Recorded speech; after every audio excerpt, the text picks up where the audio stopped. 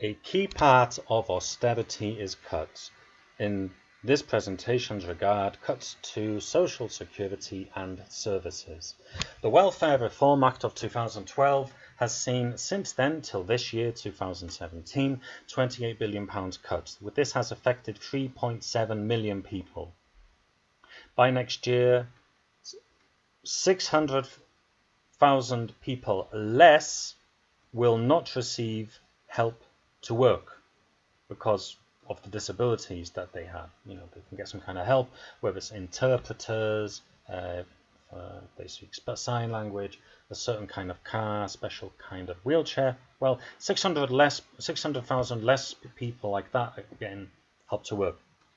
55% of people with mental health conditions have faced reduced support as well. Remploy factories, 48 of them have been closed. Remploy factories, you may remember from the video earlier where people were protesting against their closure. These are for people with disabilities who can go work there. There's also been cuts to disabled students allowance, more of that in a moment, and a massive cut of £4.6 billion to social care since 2010.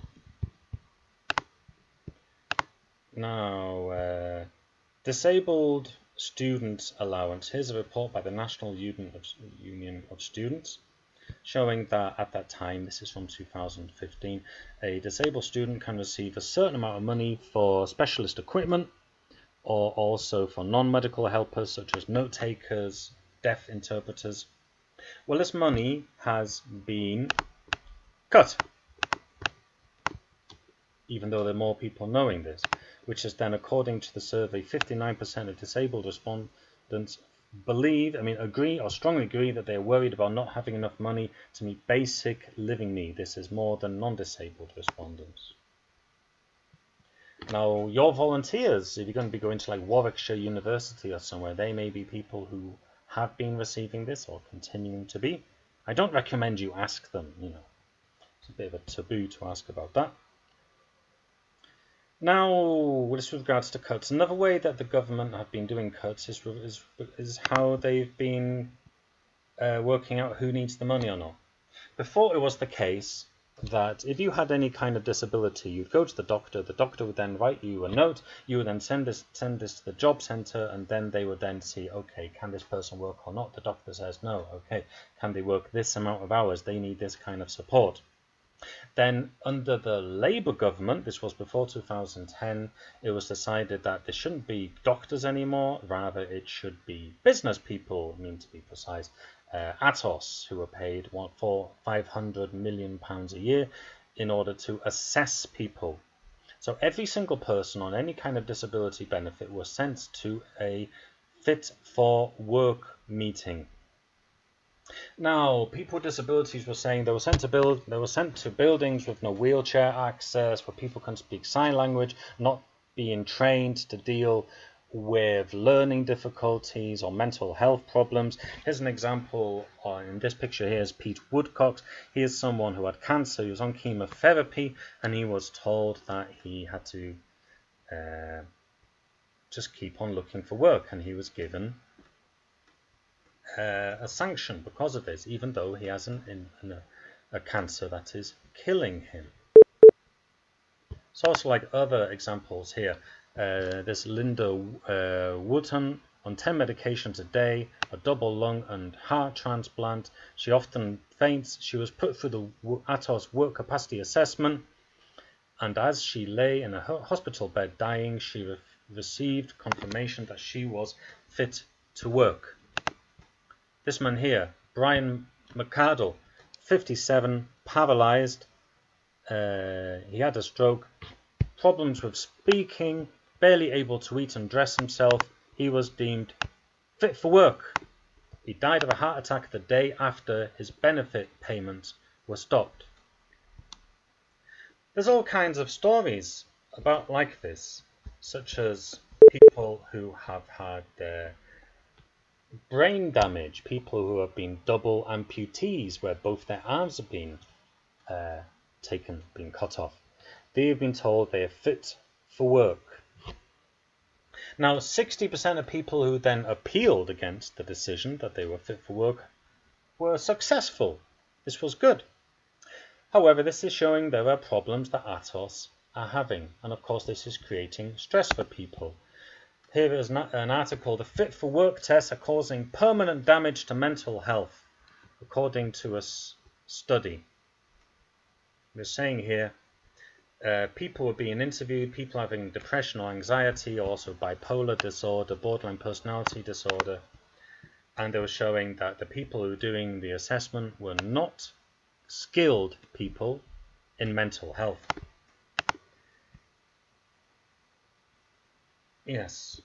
Our research has reinforced the fact that people with mental health problems face more stigma and discrimination than those with physical health conditions. I mean, there's other kinds of reasons. There's been a big increase in sanctions. So this means that people receiving their benefits totally stopped or have been partly stopped. And this has been for all kinds of reasons. I mean, we're talking here, find one that's quicker to read. You get a job interview, it's at the same time as your job centre appointment, so you reschedule the job centre, you attend the rearranged appointment and then get a letter that your benefit will be stopped because going to a job interview isn't good enough reason to miss an appointment. You signed in on time, you have to sign on a piece of paper to get the money every 2 weeks. You go to interviews, you apply for work. Your job centre advisors suggest you take a 2-line change to your CV, which you do, but you don't give the updated CV to the job centre because you were not told you had to. You were sanctioned for 4 weeks. This is then meaning that all kinds of people are having their benefits totally cut, whether it's like 4 weeks, whether it's longer. In the meantime, they are not earning any money. They are dependent upon family and friends, some of them being made homeless because of this. So this has had the effect that people are killing themselves. There have been suicides because of the stress that they have had through the fit for work assessments, through the sanctions, or through the general cuts in support for social services.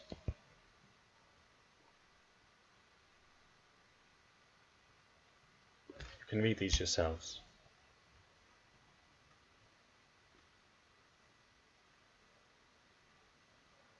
And some of these are not just suicides, some of these are people who died very quickly after having the fit for work assessment.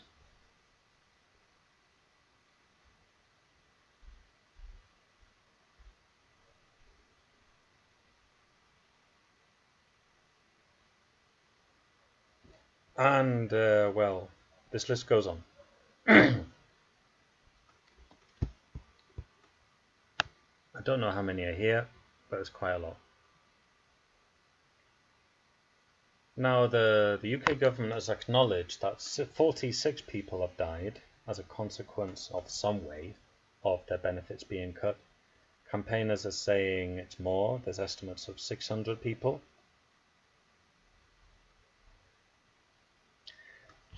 We don't know the truth about this, really.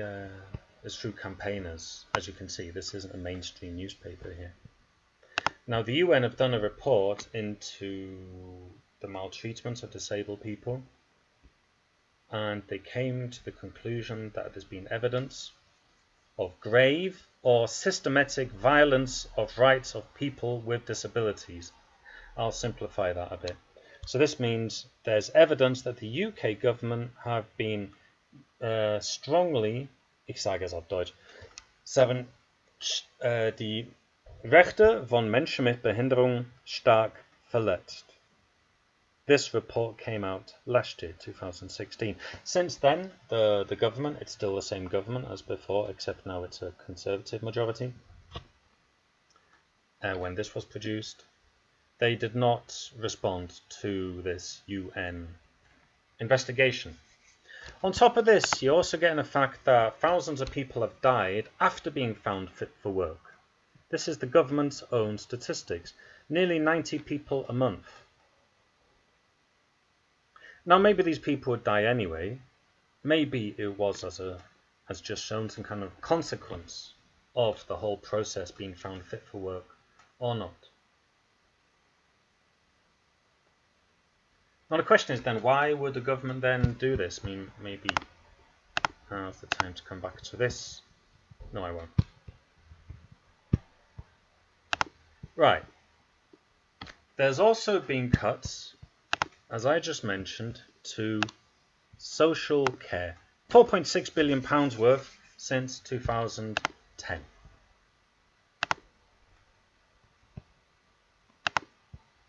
Councils at breaking point due to budget cuts and rising social care bills. This is an article from the February of this year.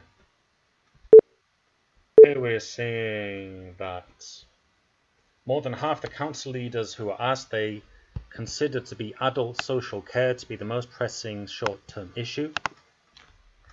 For those of you working with homelessness, this is also a big issue for them. In the immediate future, what do you consider to be the biggest pressure that council finances are having? And there you're seeing there, adult social care. I mean, as an example, here's an article from Brighton. They're receiving, well, this was last year, 20 million cuts in the budget total to the council.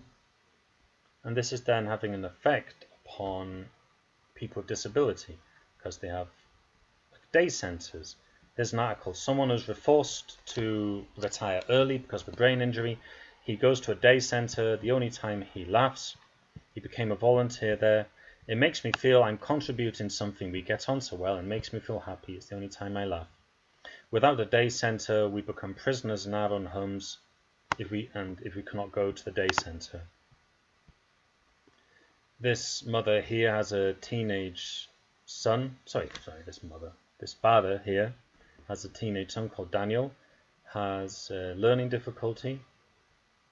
He was normally spending one day a week going to this day centre, doing gardening, hoeing, weeding, which he'd never done before. Spent a lot of time painting, which has been difficult to get him to do anything because he has the mental age of 5. Now we know what's going to happen in the new centre. I've also heard of centres being closed or centres being only open for people with severe learning difficulties. But if you have a less severe, then you can't go there. I once did a seminar for EVS volunteers, and someone said, I was working in South Wales. I was going to visit old people, helping them with shopping, and I asked her, is this project still going? She said no, because the local council doesn't have the money anymore. So people may think, why am I talking so politically in seminars? Why am I doing this presentation? Maybe it's clearer for you now that conscious decisions are being made to have this kind of impact upon people who are disabled in different ways. Now what's been then happening in the UK is that an organisation called UK Uncut have been raising awareness of this, because they're saying that a number of businesses are not paying their taxes. Here's an article from an accountant in which he was saying Starbucks last year alone they made £400 million in UK sales but paid no tax because they are not actually based in the UK, they're based in Holland, and they buy the name Starbucks from them, and they buy their coffee beans through Switzerland. Google making a big profit, hardly paying any tax. Amazon, massive sales, and still only paying a very small amount of tax. And you take that, he's exactly the same. Paid very little tax money. Vodafone, we're talking about £6 billion in tax here over a 10-year period till 2012, and eventually it was decided they should pay it, but then the then finance minister George Osborne said no, they don't. Topshop, owned by Philip Green, his wife lives in Monaco, was paid £1.28 billion, paid no tax on this because of he's then being based in Monaco. So UK Uncut have then been responding to this.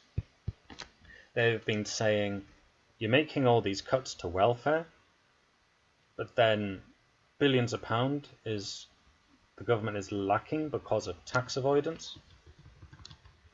And they've been doing protests, like they were occupying a bank, turning it into a library, because now libraries have less money, protesting in front of Starbucks, in front of Vodafone, telling people, you know, if you care about this, boycott Starbucks, boycott Vodafone. That's what they're saying. I'm not necessarily agreeing with that. Turning Barclays into a kindergarten, protesting in front of the position of what's been happening in the UK with disabilities since 2010. I have made this not party politic, namely I've not just been complaining about the Conservatives and their Liberal Democrat coalition government, which were in power in 2015.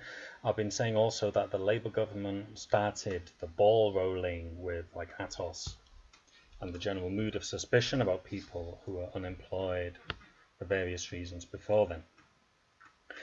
Now, if you want to see what is currently being thematized now, of course, there was an election in the UK this year.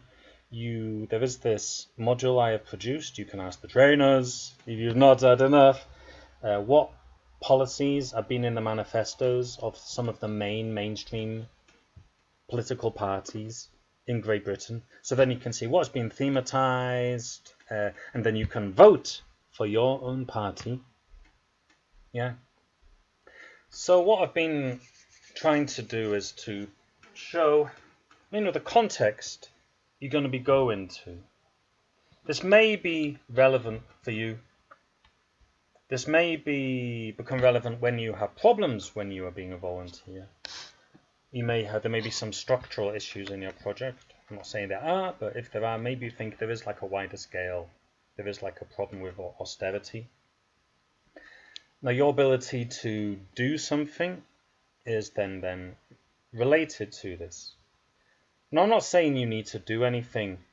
Maybe you're simply just waiting for me to shut up. Van endlich haltete seine Klappe. Maybe you are thinking that. It's okay. I understand that. It's okay for me. I'm doing the interesting thing by talking. You have to listen. Not easy, and English is not your first language.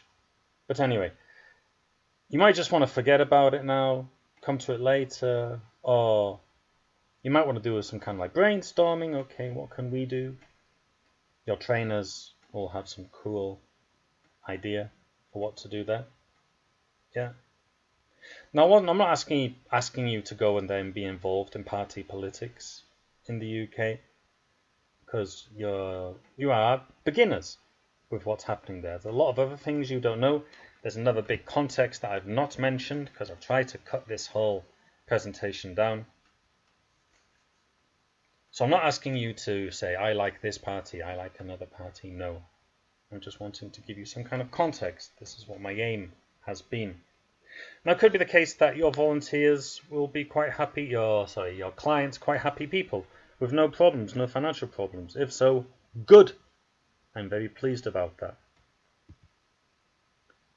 There I am in the middle there in red. I used to have short hair. This is an old group of mine. It was an epi group. And I find these photos are good to think about the future. Thinking about you. Because you may feel that you're not doing a lot. You may feel you can't do a lot. But the simple act of volunteering is already something really big. Because you are being close to them. You're showing solidarity with them. And it's not always easy. And you can get pissed off with them, with your client. You can get pissed off with your work. That's life, baby. But simply, this is a learning year, as you know. So hopefully, this will be good learning experiences for you. Maybe after you volunteers, you'll want to get involved with disability rights, whether in the UK or in Germany, wherever. But in any case, Thank you for listening all the way to the end. I mean, maybe half of you are on your smartphones already checking Facebook or WhatsApp or whatever it is you young people do. But anyway, I was told when I started learning to be a tour guide in Germany, one should say at the end, Danke für Ihre Aufmerksamkeit, even when people were not always listening. So anyway, thank you for your time, thank you for your tolerance, and I wish you a fruitful time as being a volunteer. Cheers. Oh, and visit Wales, it's really nice.